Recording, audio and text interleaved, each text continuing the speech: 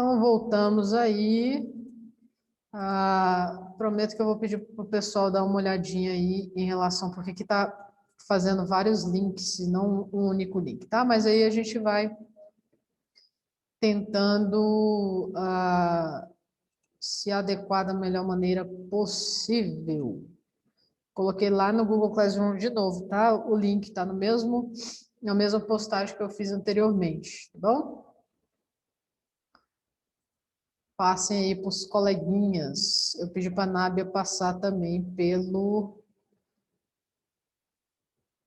WhatsApp de vocês. Aí, valeu. Prometo que a gente vai se adequando aí, tá? É só uma questão de que a gente chegou aqui ainda para fazer a aula e aí algumas coisinhas vão melhorando, tá bom? Então, antes do intervalo aí, estava falando para vocês que a gente tem o tempo de obtenção de imagens aí na cintilografia cerebral, tempo de obtenção de imagens de 30 a 45 minutos após a administração do radiofármaco. E aí eu encerrei a primeira parte da aula falando aí que você tem um tempo, uma diferença aí de 15 minutos, né? Um delay aí de 15 minutos. O que acontece, meu filho e minha filha? Cada paciente ele tem um tempo de captação que é dele, tá? Porque quando a gente fala sobre tempo de captação, a gente tem que levar em consideração o metabolismo desse paciente, ok? Metabolismo cerebral, metabolismo de trânsito intestinal, metabolismo hepático, renal. Prioritariamente, quando a gente fala assim que o tempo de imagens, o tempo de obtenção das imagens é de 30 a 45 minutos, quer dizer o seguinte: você inseriu o radiofármaco dentro do paciente, fez a aplicação do radiofármaco dentro do paciente, pede para ele aguardar 30 minutinhos lá na salinha de injetados, tá? Ou na sala quente. Com 30 minutos, você pega esse paciente e faz uma primeira captação de imagem, tá? Essa primeira captação, você vai ter noção de quanto já perfusionou esse radiofármaco no cérebro do paciente. Se já está com a perfusão ok, você vai proceder com a continuação do exame. Vai fazer o exame de uma forma geral. Tem alguém com o microfone ligado? Deixa eu desligar vocês aqui, peraí. Porque senão eu não aguento. Faz barulho aqui para nós. Papai tá on vendo vocês. Oi, Gisel! Eita, gente, ó, vou dar aula pro Gisel hoje, meu pai. Tô emocionada, viu, Gisel? Então, meu filho, é o seguinte, com 30 minutos você pega o seu paciente, leva ele para dentro da sua sala de exame e faz a primeira imagem, tá? Através da primeira imagem, que é como se fosse uma imagem piloto, eu vou conseguir visualizar se a perfusão cerebral desse paciente já está consideravelmente aí suficiente para eu continuar fazendo o meu exame.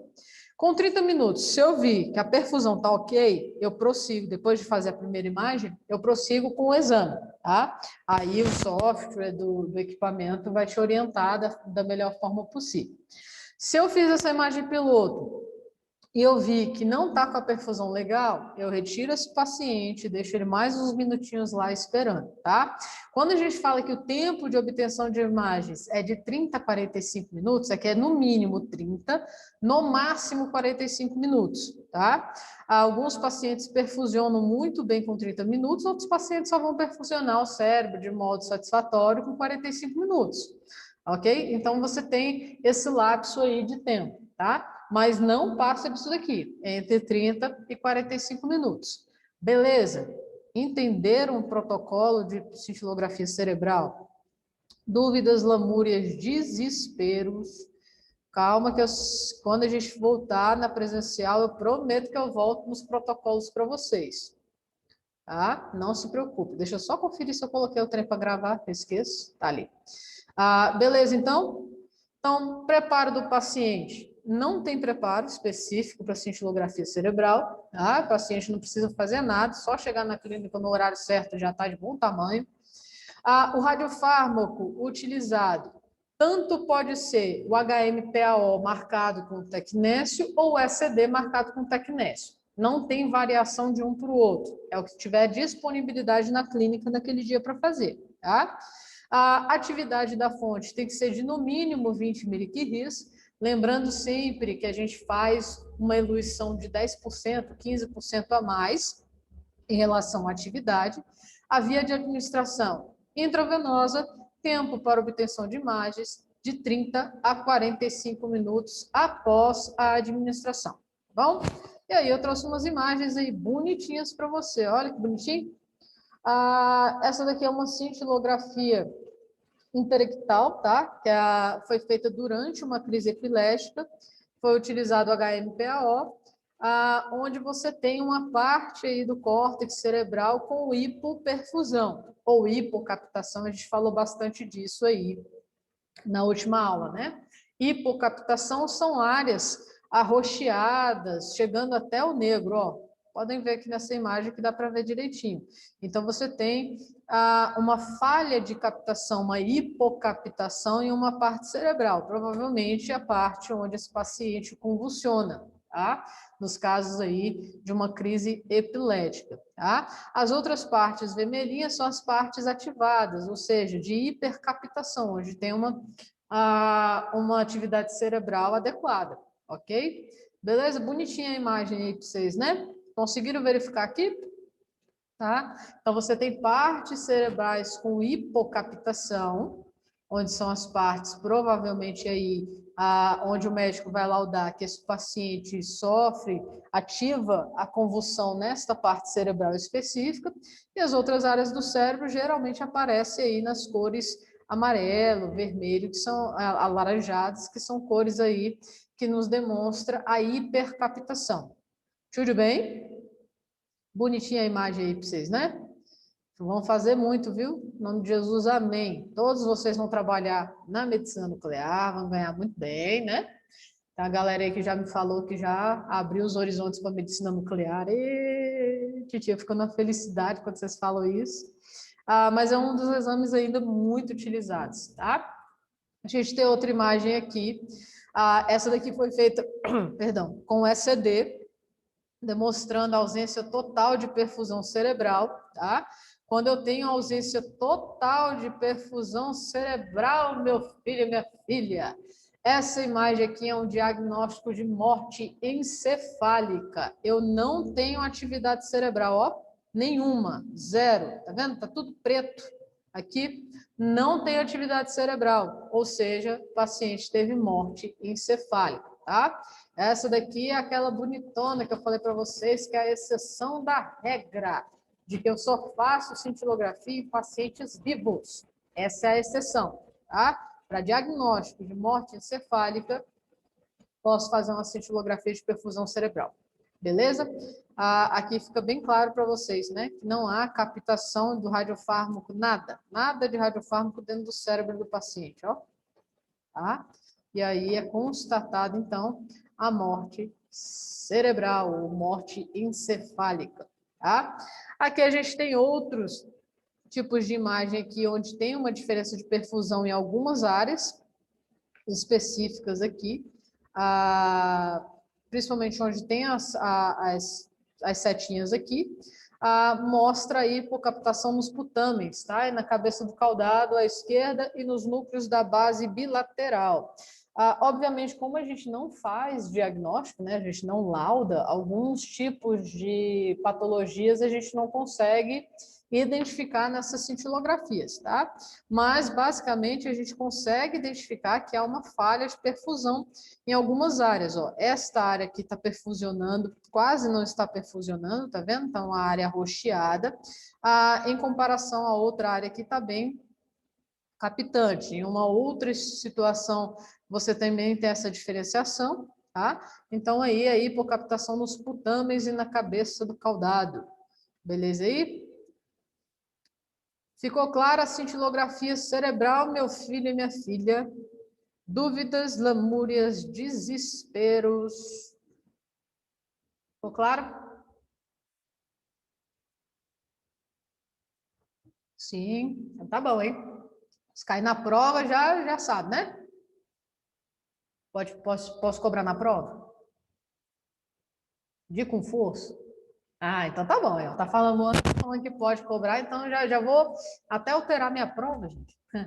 O mais importante que eu preciso que vocês entendam é como funciona o protocolo, tá? As imagens, realmente, algumas imagens a gente vai ter mais facilidade, como eu falei para vocês, principalmente aí, cintilografia óssea, mais fácil a gente visualizar, mas basicamente, como a gente que faz o exame, a gente tem que entender muito bem o protocolo, tá? E por isso que eu vou reforçar muito com vocês o protocolo dos exames, tá bom?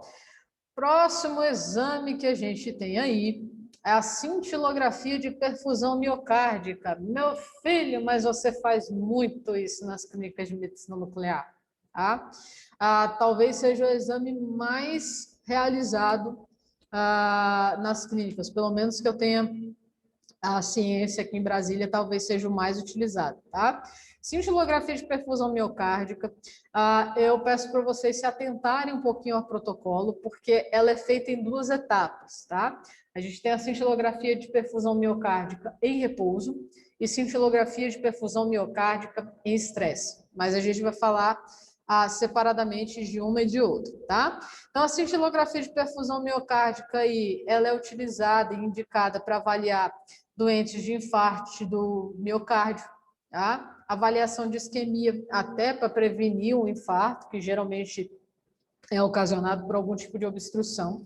Faz diagnóstico de pressão arterial, acompanhamento de pacientes com doenças, com histórico de doenças coronárias, principalmente arteriosclerose, insuficiência cardíaca, tá? A dispneia de esforço, aquele paciente que tem algum abalo aí durante o esforço, por isso que é um dos motivos pelos quais a gente faz uma etapa do exame em estresse, tá? Ou pacientes aí que têm angina pectoris, que nada mais é que dor no peito, tá? Muito, mas muito utilizado hoje para diagnóstico de infarto do miocárdio, onde você consegue determinar qual foi a área do coração, qual foi a parte do músculo cardíaco que infartou, que necrosou, que está sem oxigenação. E aí também nos casos de insuficiência cardíaca, diversas doenças coronárias, tá? Você faz aí um estudo por SPECT, ou tomografia por emissão fotônica simples, que é o que a gente falou, onde você pode utilizar tanto o talho 201, só que o talho 201, a gente já falou em aulas posteriores aí, que o talho 201 está caindo em desuso. Provavelmente hoje, pelo menos as clínicas de medicina nuclear, que eu tenho conhecimento, já não utilizam mais o talho 201. O talho 201 tem um tempo de meia-vida longo, não tem um fotopico ideal, tá? Você tem alguns problemas relacionados aí às imagens obtidas pelo talho, que não, como você não tem um fotopico ideal, as imagens são menos definidas, menos detalhadas. E aí falei para vocês que o talho 201 caindo de desuso, a gente está entrando aí com o Tecnésio 99 metastável, tá? E aí, o Tecnésio 99 metastável na perfusão miocárdica, ele vai ser ligado a outros tipos de fármacos. Lembrando sempre que o fármaco ele tem que ser atrativo para o órgão pelo qual é o meu alvo de estudo, tá? Então, no caso da perfusão miocárdica aí, eu preciso utilizar um fármaco que o meu coração tenha atração por ele. Nesse caso aí, a tetrosfomina, que é absorvida pelas células aí ricas em mitocôndrias, ou eu posso utilizar o Sextamib, tá? Todos absorvidos pela célula do miocárdio. O que acontece aí? Mesma coisa que eu falei na cintilografia cerebral. Posso utilizar ou um ou outro. Comercialmente, o mais utilizado é o Sextamib, porque eu posso utilizar ele também em investigação de câncer de mama. Então, eu compro um só radiofármaco, que é o Sextamib ou MIB, e faço pelo menos 2 cintilografias distintas, tá? Importante é vocês saberem que pode ser tanto a tetrosfomina quanto o Sextamib, tá bom? São efetuadas 2 medições da radioatividade, uma em repouso e outra em esforço máximo, e aí eu chamo a atenção para vocês desse esforço máximo. Ou eu faço um estresse na esteira, ou seja, coloco meu paciente para se estressar. Estressar o coração seria produzir esforço, tá? Do coração desse paciente na esteira. ou eu produzo um estresse farmacológico, tá? Eu tenho dois tipos de fármacos, dois tipos de medicamentos que produzem esse estresse farmacológico, que é a dobutamina ou o dipiridamol, tá? Qualquer um dos dois que eu utilizar vai proporcionar esse esforço máximo do coração. Professora, quando que eu vou utilizar o estresse na esteira e quando eu vou utilizar o estresse farmacológico? Pacientes que não têm tanta mobilidade das pernas, têm dificuldade da marcha, não conseguem andar, não conseguem ficar muito tempo em pé, pacientes idosos, pacientes obesos, ou seja, pacientes que não conseguem se manter numa esteira, porque você vai ter que colocar seu paciente para correr, para produzir esse esforço máximo, ele vai ter que dar uma corridinha na esteira. Então, pacientes que não conseguem fazer esse tipo de estresse na esteira, eu utilizo o estresse farmacológico, tá? O mais utilizado aí é o dipiridamol, tá bom? Então, além do radiofármaco, eu vou aplicar esse dipiridamol, a dobutamina, para produzir esse esforço, tá bom? Mas são em dois momentos distintos, a gente vai falar do protocolo. Até aqui tudo bem? Até aqui ficou claro? Sim, não, desapareceram já. Sim? Então, tá bom. Então, até aqui, até o momento, perfusão miocárdica. Faço em duas etapas distintas, uma em repouso e outra em estresse, tá? E posso utilizar dois radiofármacos distintos, ou a tetrosfomina marcada com tecnésio, ou o cestamib marcado com tecnésio. Hoje em dia, a gente utiliza muito mais o cestamib, tá? Por uma questão de distribuição, beleza? Então, vamos lá. Passa, meu filho. Espera aí que eu passei demais. Calma aí, calma. Aqui. Então, nos casos aí, como é que você vai investigar essa imagem, tá? Havendo o que a gente chama de zona fria ou área de hipocaptação ou de radioatividade muito reduzida, em ambas as situações, tá? Tanto no estresse quanto no repouso, haverá apenas tecido fibroso derivado de um infarto prévio nesse ponto do coração, tá? Ou seja, já não existem mais células chamadas de miócito, que são células constituintes do tecido muscular cardíaco, tá? Nesse caso aqui, nos casos de infarto, você vai ter hipocaptação tanto na fase em repouso quanto na fase em estresse. Tá? Por quê? Se você tem uma morte de um tecido, se você tem morte celular ali, independente do tipo de obtenção que você está tendo, seja em estresse ou repouso, você não vai ter captação. Tá? Então, é uma das formas aí da gente verificar o infarto agudo do miocárdio. Tá? Ele apresenta com zona fria ou área de hipocaptação em ambas as fases do estudo de perfusão miocárdica. Tá? No caso de haver zona fria somente na parte do esforço, então você tem alguma limitação de fluxo sanguíneo para essa região. Pode ser ocasionado por uma obstrução vascular, por algum tipo de isquemia, tá? Uma artéria obstruída. Então, se você tem zona fria somente na fase de esforço, ou seja, somente na fase de estresse, provavelmente esse sangue não está chegando de forma eficaz, conforme o coração está precisando ali para trabalhar naquele momento, tá? Então, você tem aí alguns tipos de análise que a gente consegue fazer, tá bom? O protocolo do exame da perfusão miocárdica em repouso é esse aqui, ó. Você tem um preparo prévio do paciente com um jejum de 4 horas, tá? Podendo beber a água, o paciente pode beber água, não tem problema, não é jejum total, tá? Jejum de 4 horas.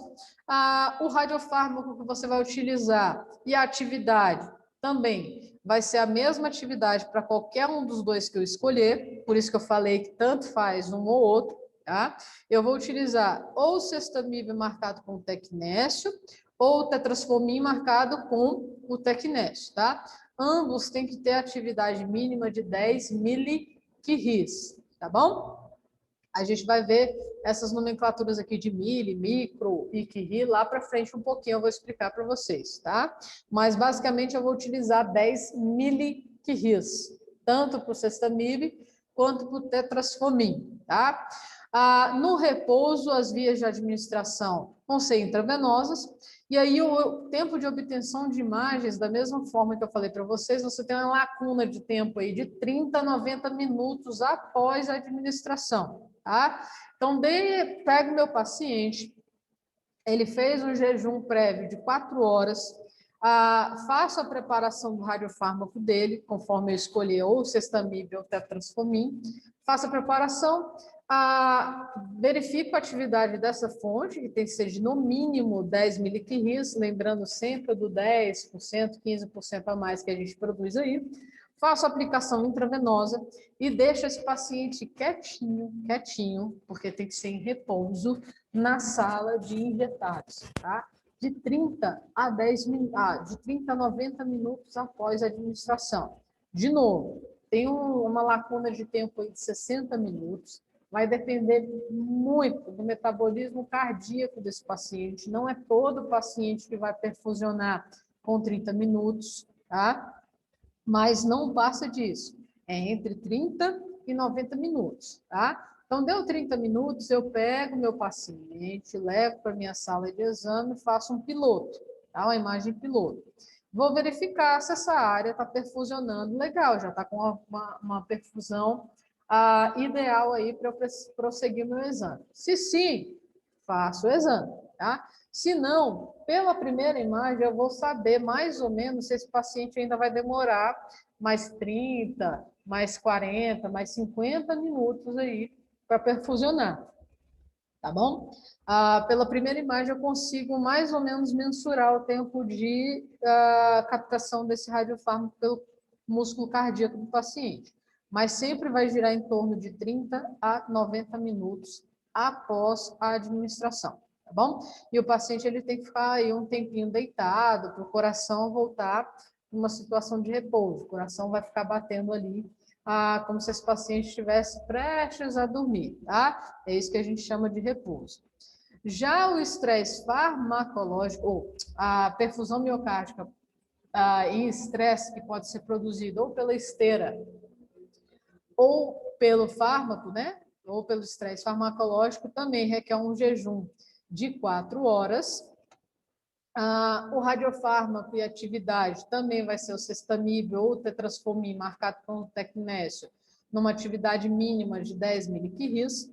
Faço a administração intravenosa e aí o tempo de obtenção das imagens é o seguinte: a partir de 15 minutos após a injeção venosa do radiotraçador, se for no caso da esteira, ou a partir de 30 minutos após a administração, se for produzida pelo estresse farmacológico. Geralmente, a gente faz primeiro a fase em repouso do paciente e depois a gente faz a fase em estresse, tá? Então, eu vou contar. A partir, se eu for colocar esse meu paciente numa esteira para correr, para fazer esse esforço máximo, eu faço a administração do radiotraçador, coloco ele para correr na esteira, 15 minutos depois da administração, eu posso fazer as minhas imagens, tá? Professora, ele vai ficar correndo 15 minutos na esteira? Não, meu filho. Você vai mensurar aí, dependendo do seu paciente, o que vai acontecer com ele, tá? Mas aí você coloca aí pelo menos um próximo aí de 15 minutos, tá? Coloca 5 minutos finais, administra, guarda 10, coloca 5 minutos para correr, alguma coisa do tipo, tá? Ou se eu optar pelo estresse farmacológico, com a dobutamina, é a partir de 30 minutos após a administração, tá? Então, eu administro o radiofármaco, administro o estresse farmacológico, 30 minutos depois eu faço a minha obtenção de imagens. Ficou claro como que funciona a perfusão miocárdica? Resumidamente, 2 tipos, 2 fases, tá? Uma fase em repouso, que geralmente é a primeira que eu faço, a segunda fase em estresse, tá? O estresse, ele pode ser provocado ou pela esteira ou por estresse farmacológico. O que é o estresse farmacológico? É um medicamento que eu vou aplicar no meu paciente para produzir um esforço máximo cardíaco desse paciente, tá? Então, para ambos os exames, para ambas as fases, jejum de 4 horas, a tecnésio marcado com a tetrasfomib ou com cestamib com atividade mínima de 10 mg e a via de administração aí intravenosa, tá? Para perfusão miocárdica em repouso, tempo de obtenção de imagens de 30 a 90 minutos após a administração do radiofármaco. E, no caso aí do estresse farmacológico, vai levar em consideração se o estresse vai ser provocado pela esteira ou se vai ser provocado pelo remédio. Se for pela esteira, 15 minutos após a administração do radiofármaco. Se for provocado pelo medicamento, 30 minutos. Beleza. Vocês entenderam até aqui? Eu prometo que na aula que vem eu faço uma revisão, tá? Vocês já viram que eu gosto de fazer revisão todo iníciozinho de aula. Não se preocupe que eu passo de novo a cerebral, passo de novo a miocárdica, tá? Beleza? Então tá bom. Deixa eu só... quando faltar os 10 minutos, eu faço a próxima parte da chamada. Vamos lá. Então, a gente tem algumas imagens aqui bonitinhas para mostrar para vocês. Ai, Jesus, passei demais. Meu filho, olha só. A imagem cardíaca, ela não é fácil de interpretar mesmo, não, tá? Olha só. Parece uma ferradura, uma rosquinha, né? Esse aqui é o coração, ok? Você tem áreas aí de hipercaptação normal no músculo e áreas de hipocaptação. Essa visão aqui, você está olhando o coração de cima, tá? Então, você está vendo aí a parte dos átrios cardíacos, nessa parte de cima aqui. Aqui, a gente já consegue ver átrio e ventrículo. Você está tendo uma visão lateralizada do coração, tá? Ai, professora, como você está vendo um coração aí, minha filha? Gente, eu falei para vocês que a cintilografia geralmente é treino de olho, né? Você tem que ver muito exame para você conseguir verificar aí o que você está vendo, né? O do coração, ele não facilita muito não, tá? Você tem a parte apical do coração aqui, a parte basal. Se você dar uma olhadinha aqui, são vários exames em um só, tá? Você tem aqui o estresse com o MIB, que é antigo, foi substituído pelo Sextamib. Repouso com talho, repouso, distribuição do talho, estresse, enfim. Você tem uma série de imagens aí, tá? A única coisa que vocês têm que saber e entender é que essa é uma visão de cima para baixo do coração, essa daqui é uma visão lateralizada, ou seja, você vê parte de átrio e parte de ventrículo, e aqui também a lateral também, tá? Beleza aí? Bonitinho, né, a imagem? Outra imagem aí para vocês. Essa daqui tá bem brilhante, né? Você tem imagem cintilográfica de estresse físico e repouso, demonstrando cortes do ventrículo esquerdo com ausência de defeitos perfusionais. Você não tem nenhum tipo de problema neste coração aqui, tá? Ele está perfusionando de forma total, por assim dizer, tá? Tanto no estresse, provocado aqui, quanto no repouso, que a gente chama de rest, tá?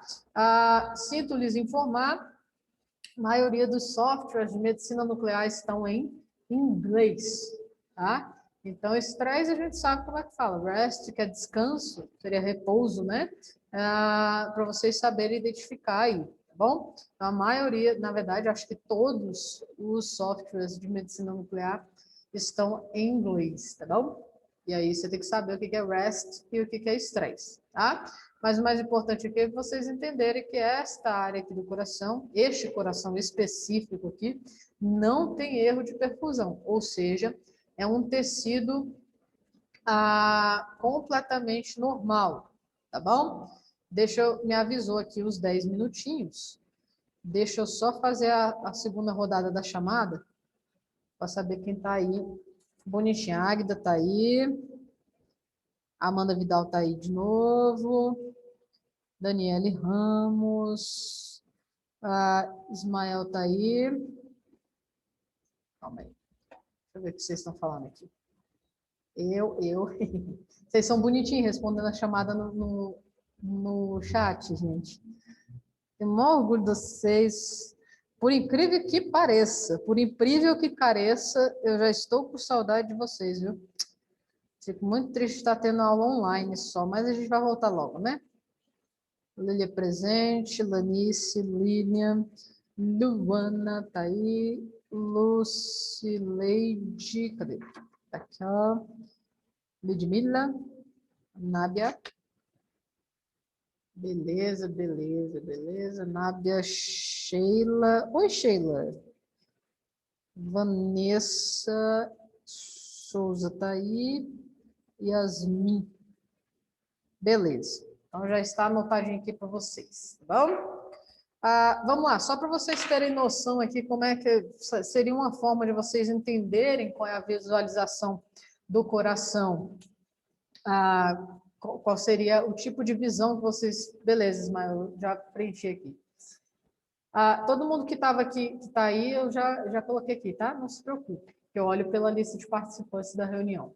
Então, aqui é uma forma de vocês entenderem mais ou menos a visão que vocês estão tendo do coração. A visão em forma de anel é uma visão aí onde você vê a parte central do coração aí, é dividida a parte dos ventrículos, tá? O septo, ou septal cardíaco, tá bom? Essa visão aqui. A visão lateralizada do coração, onde você vê aí divisão entre ventrículos e átrios, e a outro tipo de imagem, do ápice para a base do coração, tá? Ápice e base do coração. Beleza? Só para vocês tentarem visualizar em relação ao que está sendo visto. Ó, as imagens, elas sempre seguem esse padrão, tá? Geralmente você vê as bolinhas, onde você tem essa visão aqui dos corações, não, do coração, tá? Com o septo cardíaco aí dividindo os ventrículos.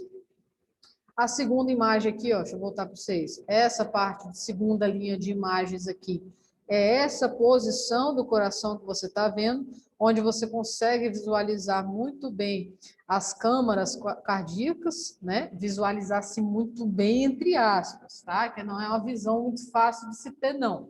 Mas você tem a visão aí das câmaras, das 4 câmaras cardíacas, consegue visualizar aí a passagem do átrio para o ventrículo. E essa última linha de imagens aqui, ó, cadê? Deixa eu voltar. Essa última linha de imagens aqui, você tem essa visualização do coração, tá? Onde você inverte a posição do coração. Você está vendo de cima para baixo, tá bom? A gente tem outra imagem aqui. Algumas reconstruções, alguns softwares trabalham com esse tipo de imagem aqui, onde você faz uma mensuração da captação do radiofármaco, da perfusão em porcentagem, tá? Esses softwares aqui, com essa reconstrução, facilitam muito a vida do médico, porque o próprio software te fala a quantidade de perfusão de cada parte desse tecido cardíaco, tá? Então, você aí consegue visualizar, por exemplo, que tem falha de perfusão em uma determinada parte, mesmo no estresse perfusional. Você tem falha de perfusão aqui nesta região, onde deveria estar perfusionando, que nem as outras regiões, tá? Então, essa visualização aqui desse tipo de software facilita muito a vida do médico, tá? Provavelmente esse paciente aqui, mesmo no estresse, ele está com uma falha de preenchimento, uma falha de circulação nessa região aqui que compreende aí a lateral do coração, tá? Mais basicamente aí, mais próxima do ápice cardíaco, tá? Que é a parte de baixo do coração aí. Então, você consegue enxergar que há uma falha de perfusão aqui. Ou pode ser causado por uma isquemia, algum tipo de obstrução, tá? Lembrando sempre o que eu falo para vocês.